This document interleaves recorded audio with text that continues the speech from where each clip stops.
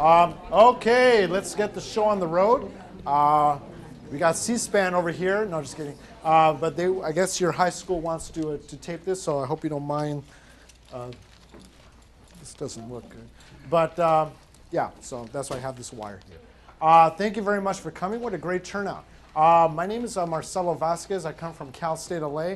But in this presentation about exploring the CSU campuses, my background's in university admissions. I've been doing this since 1996. I know it doesn't look that way or look like that, but it's been about a good 15 years since I've been doing this. My background's at working at Cal State Northridge, working at UCLA. I'm right now at Cal State LA. I got my doctorate from USC, so I know a little bit about the privates, about the UCs, about the CSUs. So my goal in this presentation is to kind of provide you with a perspective about the CSU campuses as it relates to their brotherhood or their sisterhood within post-secondary education. So you can get a better perspective of what this system can provide to you. Now, the question in terms of how do you choose a college, or how did you, parents, how did you choose a college? There's different ways to do it. Obviously you have the U.S. News and World Report collegiate rankings. And, again, this is just information. This means really nothing, because, for example, like if you want to study art history, boy, Caltech has a great program in art history. Or maybe if you want to do humanities or something, yeah, MIT, way to go. They don't even have those programs. So these kinds of lists are very misleading because you would assume that a university that's ranked number 1 or ranked number 7 or ranked number 21 like Berkeley or 23 like USC or 24 like UCLA, that would mean something in terms of what kinds of programs that you could have access to. There's no correlation there. I always love it when Caltech's in the top 10 because if you're not going to do science, why would you go to the number 7 school in the nation? It just doesn't make any sense. So, you don't choose things like this. You don't choose a university because you love the colors or, you love their sports team or you like the mascot.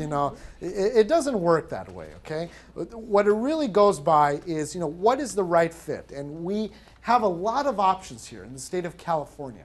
We're very spoiled because we have over 100 private and independent colleges and universities in the state of California. 70 of them are accredited by the Association of Independent California Colleges and Universities, but there are over 100 that you could still choose from. There are over 100 community colleges. There are 23 CSU campuses. The CSU is the largest senior system of higher education in the United States. It doesn't get any bigger in terms of a baccalaureate and master's level and doctoral granting university system. And then obviously you have the University of California, which is arguably the premier research university, best university system, research-based university system in the world. So we have, and there's 10 of them, but only 9 that you could apply to. University of California, San Francisco, that's a graduate program, so you can't apply to the University of California, San Francisco. But there's 9 other UC campuses that you can apply to. So there's a lot of options within the California Master Plan of Higher Education. So that's what, when you hear the Master Plan of Higher Education, that's what we're referring to. Now, in terms of the recommended route, after high school, we encourage you, we want you to get your 4-year degree. Even when you go to a community college, the whole point about going to a community college is that so you could transfer to a 4-year institution so you could get your bachelor's degree. So transferring. So how do you do that? Because a lot of us, and I want to touch on some of the assumptions that some of us have about how to utilize a CSU system.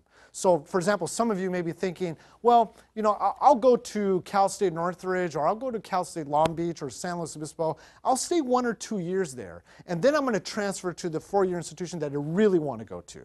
I want to go to UCLA, or I want to go to San Luis Obispo, or I want to go to San Diego State. And then because I don't want to go to community college. I can't tell my friends I went to a community college. I want to tell them that I'm going to a university and I'm transferring from a university. The way the system works is that if you are a community college student, you have first priority in terms of transferring. Okay? So I do UCLA admissions. So when we read the UCLA applications and we see a transfer from Berkeley, we put the Berkeley application to the side And then we first read the Pierce College applications, the Mission College applications, the College of the Canyons, Community College applications. Then once we've accepted all that we can accept, and if there's spaces left over, oh, the Berkeley one. Oh, okay, so then we'll go to the Berkeley one. So Berkeley, Stanford, any CSU campus, any UC campus is always second place to a community college transfer student. Always. That's California law. So if you want to use a CSU campus to transfer, don't do it. Don't do it, because what's going to happen is this. Even on the first day of class, you decide to go to Long Beach because you think it's more prestigious to transfer from a four-year institution to another four-year institution. You're going to say day one, no offense, I love being a 49er, go Beach, but I want to transfer to UC San Diego. And so can you just please tell me what are the classes I need to take? I don't want to be offensive or anything, but just tell me what classes I need to take so I could transfer after 2 years. Their answer will be, I have no clue. I don't know. Well, let's do this and pick a class. Okay, let's hope that one transfers. There is no system. There's an articulation system that exists between the community colleges and the four-year institutions. So when you go from high school to an independent or a UC or a CSU, you're going there to get your four-year baccalaureate degree, or 5-year, or God forbid 7 or 8 or 9 years. But you're going there for your bachelor's degree. You're not going there to transfer. If you go there to transfer, I guarantee you, you're going to have some classes that may not transfer. So that's like paying for a class and saying, it's not going to count, but you could take my money anyway. You don't want to do that. If you want to guarantee, you go to a community college. So if you are looking at a CSU campus, the CSU is about, this is from their mission statement, it's about extending knowledge, it's about providing opportunities for individuals to develop intellectually, about contributing to California's schools, economy, culture, and future. So the hallmark of a CSU campus is, or a CSU system, is that it provides a research approach to what you want to study, as well as a practical hands-on approach about what you want to study. The University of California, by law, is a research institution, okay? I worked at UCLA. I'm not sure if they're there right now, but when I was there, there was, and this was back because I left in 2007, there was a fashion club, the Fashion Club of UCLA. There was a group of students that were very passionate about fashion, but they didn't realize that when you went to UCLA, you couldn't study fashion. So they created a club so that they could get a petition started so that they could tell the UCLA administration, we need a fashion major. It's not going to happen. It's not going to happen unless there's a research program on fashion design. You would go to FIDM, Fashion Institute of Design and Merchandising, to do fashion. But you can't do that at UCLA. Let's take another popular major.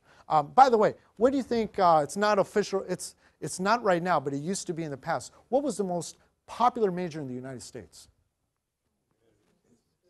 Business, political science, economics, psychology, music, education, no. It was undecided. Undecided was officially the largest major in the United States. Now you can't graduate as undecided, but you could come in as undecided to some campuses, a majority of the campuses.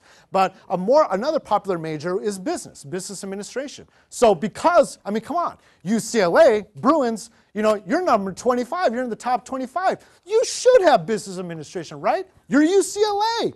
UCLA has everything. But we have a lot of students who go to UCLA and they go, what do you mean you don't have business administration? If you don't have business administration, what am I going to study? Business economics, exactly. Economics, the theory of business, research. The University of California is research. If you don't like research, if you don't like theory, then you may not want to look at the UC. The CSU is the exact same way. They have the research base. So if you want to study economics, you can study economics at Northridge and Cal State LA and many of the other CSU campuses. But if you want to study business administration, if you want to know the practical hands-on approach of how to administer a business, you can actually major in business administration at Northridge. You can't do that at UCLA. I'll give you another example, journalism. If you want to study journalism at University of California, Santa Barbara, you can't. It's communication studies. Again, the theory of communication, about media, about internet, about television, about the printed word. But if you go to a campus like a CSU campus, they'll likely have communication studies. You can still have that as a major, but you could also major in journalism. Not that you would want a double major, you can if you want, but if you want to have one or the other, you have a choice. Now, one system is not better than the other. It's just a different system. It's just a different approach. One's not better than the other. It's just a different approach, but that's one of the hallmarks of a CSU campus. You get that theoretical approach if you want it, but if you want the practical hands-on approach, you could do that too. I'll get to sciences in a little bit. But for the CSU campuses, we've got different sizes, but the same mission. So one of the beauties about the CSU system, again, the largest senior system of higher education in the United States, you've got Humboldt, which is if you want to be in Oregon, but you still want to stay in California, that's Humboldt. I mean, you're going to classes with creeks and rivers and trees in front of you when you open your dorm. You know, it's beautiful. But then if you want a large urban environment, you know, you've got Northridge, you've got San Diego State, San Diego State being the most southern campus. So there's a huge variety, even in terms of enrollment. Cal State Channel Islands is like our private university at a public institution cost.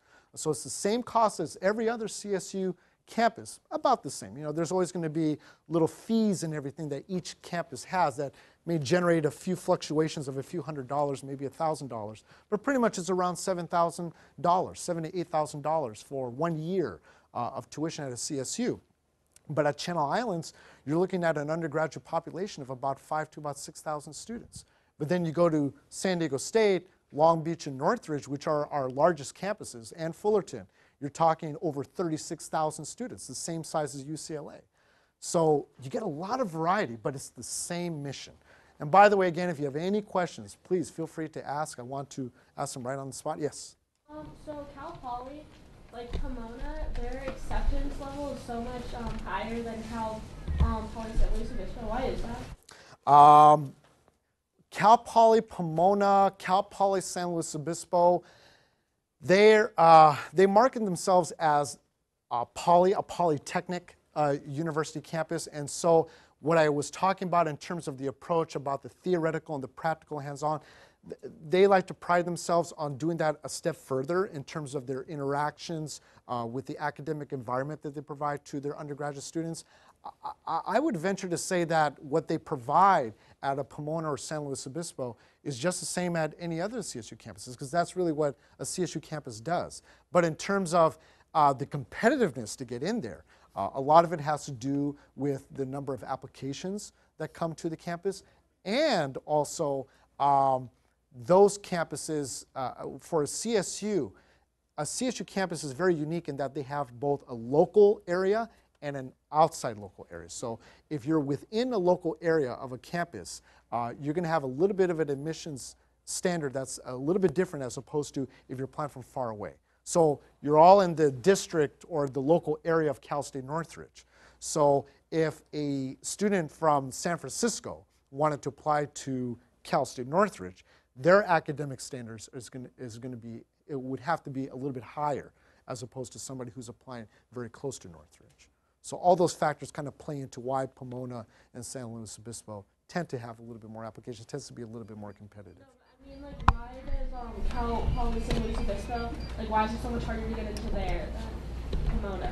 It's a lot of factors. Reputation, resources too. You know, it's not one of the larger campuses in the CSU. So with a lot of applicants coming to Cal Poly San Luis Obispo, part of the way where they could reduce the number of applications would be to raise the academic standards. Sure.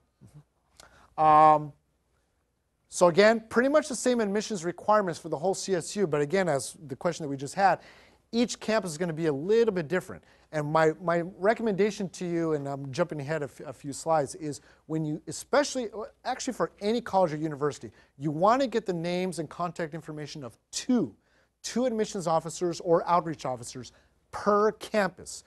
Things are changing so much right now. For the first time in California history, this has never happened before.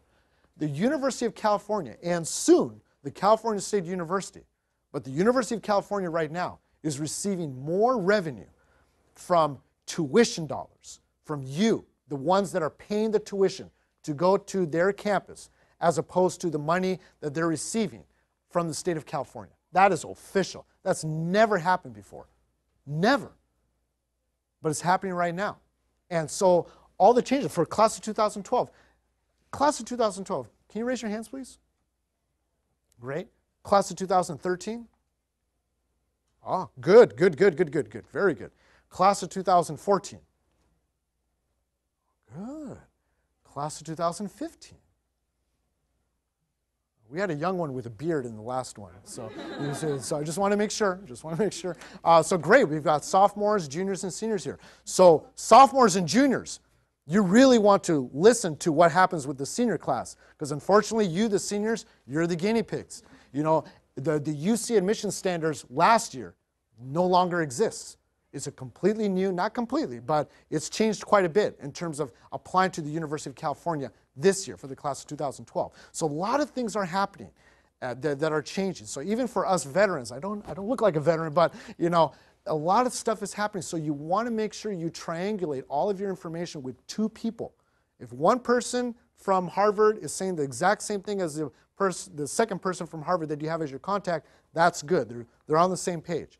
But if there's some kind of a difference, then you're being proactive enough where you have identified that, and now you want to find out, you know, provide some clarity on what that difference is. Especially right now, that is really critical for whatever CSU, UC, or private institution that you're applying for. Again, you want to check with the intended school in terms of what kinds of changes that are happening at each of their campuses. Very important. Do I see a professor from Cal State Northridge back there? No? Okay, I'm sorry. You look like one. I'm sorry. You looked familiar. You looked familiar. You looked so young. It was just, yeah. Different flavors. So again, the CSU campuses, you know, you've got Humboldt, you've got Channel Islands, Long Beach, San Diego, Northridge, the larger campuses. Cal State LA is more of like a middle-sized campus at about 20,000 students. That's what's considered a mid-sized campus in the CSU, about 20,000 students. A smaller campus is about 7 to maybe like about 10,000. And then the larger campuses are about 30,000 plus. And then you got Humboldt, which is like a forest, to Channel Islands, which is very serene next to the mountains, to, you know, the urban jungles like San Diego and Los Angeles and Northridge. So you get a lot of variety, but again, pretty much the same admission standards. So in terms of the research and practical hands-on experience, another thing I want to tackle, because some of you may be thinking, well, you know, if I want to go to medical school or if I want to go to a very prestigious law school, I have to make sure that I have the name recognition on that first piece of paper called my bachelor's degree. Because if I don't have that name recognition, it's going to be pretty tough for me to get into, you know, a higher profile graduate program, like a medical program or a law degree. Nothing could be farther from the truth. When I was doing graduate admissions at UCLA, never once did I ever see a professor say, well, you know, I know this university has a very good reputation. No, it never came down to the reputation of a university. It always came down to what did the student do. Were they involved in a research project? Were they involved in something that showed some kind of mastery or some kind of passion in what they wanted to study?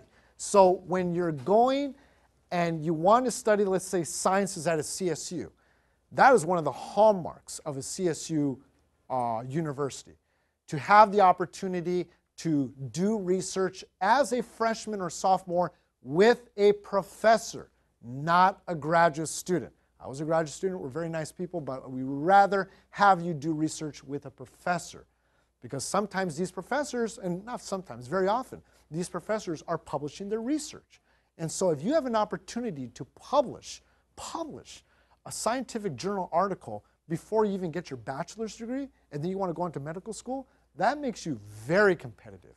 Because, you know, like at UCLA, you know, they rejected over 20,000 4.0s last year. So the GPA in terms of, for the undergraduate experience and also the graduate school experience, the GPA and the GRE and the SAT, the GRE is when you go into graduate school, doesn't really mean a lot. I mean, it gets your foot in the door, but where the rubber really meets the road is what are you doing within your program? And if you have a university that's going to provide you with an opportunity to have that kind of interaction with a professor and to publish. So for example, at Cal State Northridge, Dr. Stephen B. Oppenheimer, a very well-respected cancer biologist, he's co-authored over 140 peer-reviewed journal articles with undergraduates. An undergraduate's name appears as a co-author in a peer-reviewed journal. That's big time. That's the kind of experience that you want to get. So if you're thinking about reputation, you don't want to think about the name. What you want to think about is what kinds of opportunities will I take advantage of that's going to help me become competitive. That's what you want. You want to have that kind of opportunity, that kind of access to a professor. The general education, you're still going to do this at the CSU. So whether you go to a UC campus, a private institution, a CSU, or a community college, that's what you do at a community college. So the beauty about a baccalaureate education is this general education. So whether you do psychology, whether you major in psychology or archaeology or music or business administration, this allows you to branch off to many different areas because you're all talented. And so even when you graduate with your psychology degree or with your business administration degree, sometimes, and this often happens, you're going to graduate and go like, that was nice, but God, I'm really passionate about microbiology, I want to do that now. You just graduated with your psychology degree, but your general education provided you with some natural science courses. Now, granted, you just can't go from business administration to microbiology. You're going to have to take some additional courses, but at least you know what you're talking about and you have an idea of what kind of decision you're making about the career choice that you're making. So that's the beauty about general education. When you go to community college and you do that general education and do those 2 years, because I get a lot of students who go like, God, Marcelo, I don't want to go to community college. I don't want to spend 2 years at a community college and go to a 4-year institution and graduate in 6 years. I'm like, where'd you get that? I'm like, well, 2 plus 4, right? 6. Well, no, it doesn't work that way. Again, when you go to a UC, a CSU, or a private, that general education that you're doing at a community college is what you're doing, is what you have to do anyway at a UC, a CSU, or a private. So that general education is something you have to do anyway. So you're not losing time. Those 2 years, take care of the first 2 years of that 4-year institution. So when you transfer, you just have to do 2 years more. And you still graduate in about 4 years or 5. Like the engineering degree. There's no such thing as a 4-year degree in engineering. It doesn't exist anymore.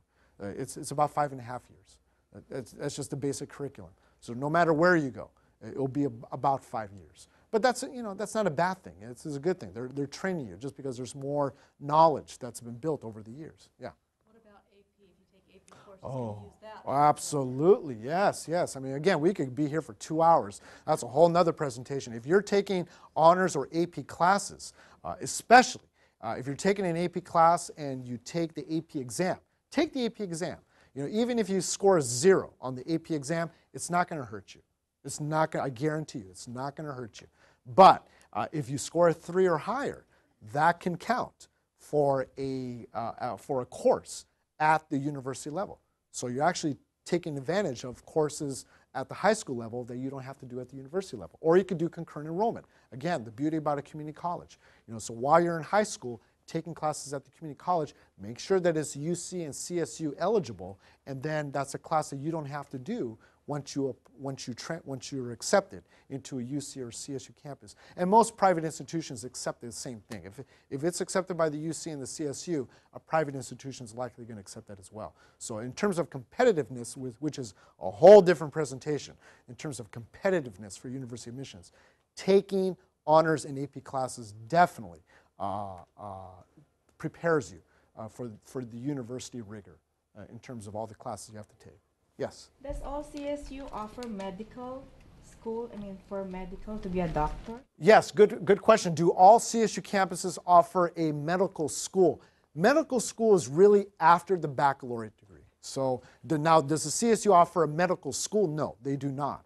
So what does a student do to prepare for medical school after you graduate with your bachelor's degree? It's usually biology. It's usually biology or chemistry, one of those two, because the natural sciences and the physical sciences, that plays a heavy part within the medical programs. So usually within the biology programs, there will be like a pre-med major. Usually there's like a pre-med major, and that's something to ask for each of the CSU campuses. If you are a student that's interested in that, ask if they have a pre-med major, or if you're interested in dentistry. There's a pre-dentistry major. There are those options available. CSU tidbits. CSU Mentor. That's the website that you want to go to. For you, the class of 2012, that's where you want to go to apply to the CSU. The beauty about this website is that you have access to 23 campuses through that one website. And if you want to apply, you use the application through the CSU Mentor website and apply to all of your campuses. There is an application fee for each of the CSU campuses, just like the University of California. I think it's $60 or $65, and you can have some waivers for that. But the CSU tuition right now is about $6,000 to $7,000. It's about $2,000 to $3,000 different from 2-3 years ago. That's how much it's gone up. I mean, it's unfair. It's not right. You should not be going into debt in order to get your baccalaureate education. I firmly believe that, and so I think it's a crime, for anyone to be debt-ridden just to get your education. So I really encourage all of you, get as many scholarships as possible, because it's still affordable, but it's still pretty expensive too. Yes. When can you start submitting the application? You could start submitting, good question. You could start submitting the application as early as October 1st. So it opens up on October 1st. You could submit the application. Now, will your application be more competitive if you submitted it to whichever CSU campus that you want to apply for October 2nd as opposed to November 29th? Because the deadline for all the CSU campuses is November 30th. No, it doesn't make a difference. So take your time. Take your time with each of the CSU applications. Whether you turn it in on November 1st or November 29th, it really doesn't make a difference. You just want to make sure that you take your time with each of those applications. So the application is open as of October 1st, and you can start submitting that information that early. University of California, their application is also open October 1st, but you cannot submit it until November 1st. I heard that Cal States you don't have to do an essay. Is Right. that true? That's true, yes. Now, well, actually, most CSU campuses do not require an essay. However, there are some CSU campuses that have a supplemental application. For example, like San Luis Obispo. So San Luis Obispo does have a supplemental application where they will require some kind of an essay. But for the rest of the 20 other CSU campuses, they do not require an essay.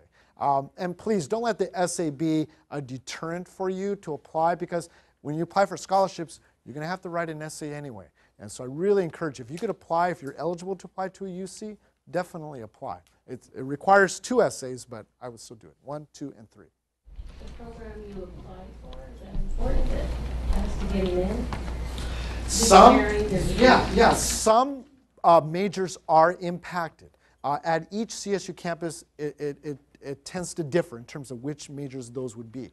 Business administration being a very popular major, but even though it would be very popular, it wouldn't be impacted on some campuses as opposed to others. What impaction means is when a university or a major receives so many applications that they have to raise their academic standards in order to reduce the number of applications coming in. So depending on the campus that you're applying to and the major that you're interested in, you would need to ask that CSU campus if the major that your son or daughter or you are interested in, if it is impacted or not. And if it is, you can do that. Some CSU campuses, you can come in as undeclared. At San Luis Obispo, you cannot.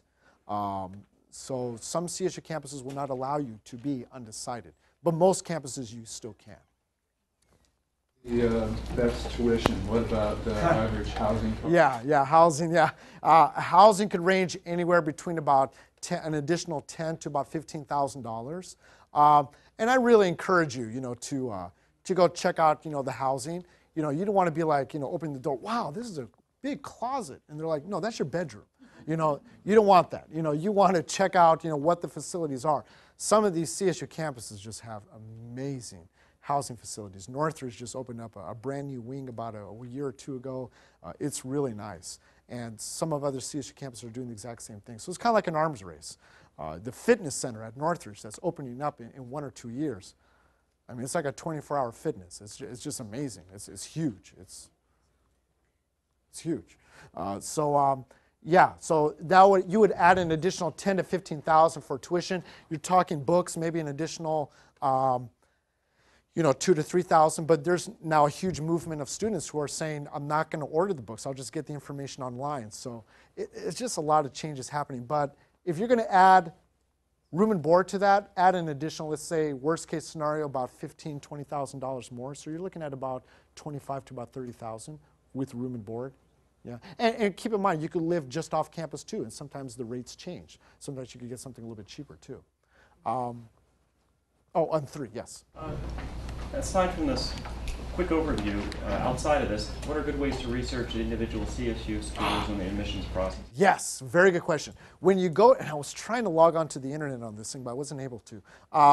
If you go to CSU Mentor, they have a wonderful tool where you could say, I want this major, I want a medium-sized campus, I'm interested in living on campus, and I want to have scholarships. You press enter, and it will rank all the 23 campuses from the one that most meets your criteria to the one that least meets your criteria. It'll do the homework for you. And then you just click on the university, it goes right to the website, and then it'll connect you to the admissions offices and everything. So it filters all the information with this tool. So not only do you get the application through CSU Mentor, but you could use the different filters, and then you could say, you know what, actually I want a larger campus. And so you could say over 25,000 students. And then it rearranges everything again, and then it'll show you which campuses most meet your criteria. Yeah, and then you could just give them a phone call and then talk with the admissions representative. It's a beautiful resource to take advantage of. And it's free, of course, but you know that. And the requirements for most of the UCs, I mean, the CSUs, are the A through G requirements. For parents, if that doesn't sound familiar to you, it's pretty much those 7 categories where, students, you know this. It's the 3 years of mathematics, it's the 4 years of English, it's the 2 years of U.S. history, 2 years of laboratory science, 1 year of visual performing arts, 1 year of a college prep elective, 2 years of U.S. history and government. So those are the A through G requirements that allow you to be eligible to apply to any CSU and to any USC. They're different, any UC, UC. They're different from high school requirements, high school graduation requirements. The A through G requirements are a step above the regular high school graduation requirements. Okay, so that's what you need. And then again, in terms of impaction, I mean, it's just, again, these shifts that are happening in college, in the CSU especially. 10 years ago, there were maybe 5, maybe 6 impacted campuses, meaning, again, impaction means that they receive so many applications that they have to raise their academic standards. Now, there are 15 impacted CSU campuses. And mainly, it's not because it's gotten more competitive. It's because of the state of the economy. Again, what I just said to you about the University of California, for the first time receiving more revenue from tuition as opposed to state resources, that tells you something. A lot of money is being taken away from the University of California, from the California State University, from the community colleges, and because of that, we have less classes, we have less professors. I'm just being straightforward with you. And so because of that, now, as a result, the CSU campuses have to reduce the number of students that they can accept in order to match them with the number of resources that they have. It would be unethical to still accept the same number of students that they accepted 5 years ago, but with dwindling resources, because then it would take 15 years to graduate. I mean, sometimes it does right now, but it would be more often if it was that circumstance. So that's why, in terms of impaction, especially if you're thinking about applying to campuses like San Diego State, like Long Beach, like San Luis Obispo, they have different academic standards for you as an applicant as opposed to you applying to Cal State Northridge. If you lived closer to San Diego State, you would have an easier path to being accepted to San Diego State as opposed to applying from Los Angeles because you're that farther away from the campus. Two-part question. First part, is there any kind of guarantee if you meet a certain set of academic requirements and a certain GPA requirement, are you guaranteed a spot in a Cal State school somewhere, even if it's not your first choice? And then the second part of my question is, if you apply to multiple schools, are those all handled independently? So theoretically, you could get into all of them, or they don't say, oh, look, she wants, slow, that's really impacted, but she's also willing to take this one that no one ever goes to, so forget those, we're going to automatically admit her there. Yeah, you're only going to be accepted to the campuses that you apply to. So if you apply to 2 CSU campuses, let's say you applied to San Diego State and San Luis Obispo, and you were not accepted, they're not going to share that application with the other CSU campuses. So you have to apply to your safety schools, whether that's Cal State LA or Cal State Dominguez Hills, and then your stretch schools, which would be like a Long Beach or like a San Luis Obispo. That's the only way you would ever be considered. As far as the guarantee, the only guarantee you're going to get is a provisional admissions.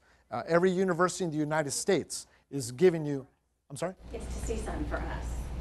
Ours is CSUN. Yours is CSUN? Yeah. Yeah. All these students here, our guarantee is CSUN. Yeah, yeah. But even a guarantee, that's really not a guarantee. It's provisional admissions. Because basically, when you think about it, the November 30th deadline, when do you graduate? On November 30th? You graduate a few months after that. So when you think about it, when you're applying to the UC and the CSU, it's the honor code. You're basically telling the UC and the CSU, these are the classes that I'm taking, and I'm going to pass them. And they're taking you on your word. Now, if you're accepted and you get that letter that says, congratulations, you've been accepted to Cal State Northridge or UCLA, and you go to Kinko's and blow it up and show all your friends and all that kind of stuff, but something happens in your spring semester of your senior year, you know what I'm talking about, class of 2012, partyology, procrastinology, December shoppingology, the science of which mall to go to and which store to park at which hours so you can be first in line, those are not AP courses, okay? So if something happens that spring semester and then you send in the transcript and it doesn't match up with what you said you were going to do, that admissions letter now turns into nothing. You could do origami with it because you will likely be denied admissions, even though you were accepted at the very beginning. So is there such thing as a guarantee? No. It is a provisional acceptance. That's what you will get from any university in the United States. So you need to end strong, class of 2012, okay? So your other question was in terms of... Does it matter how many you applied to? I mean, you're treated independently. You're treated independently. Now with the UC, it's a little bit different. There's a box that you could check on the UC application where you would allow them to float around your application to anyone who has spaces left over if you were not accepted. With the CSU, it's not that way. They will not share your application. You have to apply to that campus. Yeah. Okay. I mean, with the UC too. If you're interested in a UC campus, you want to apply to that UC campus. I've got 2 more minutes.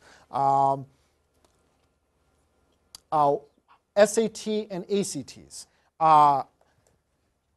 Take them as many times as you can, but don't break your back doing it. If you could take it, obviously you got to take it once.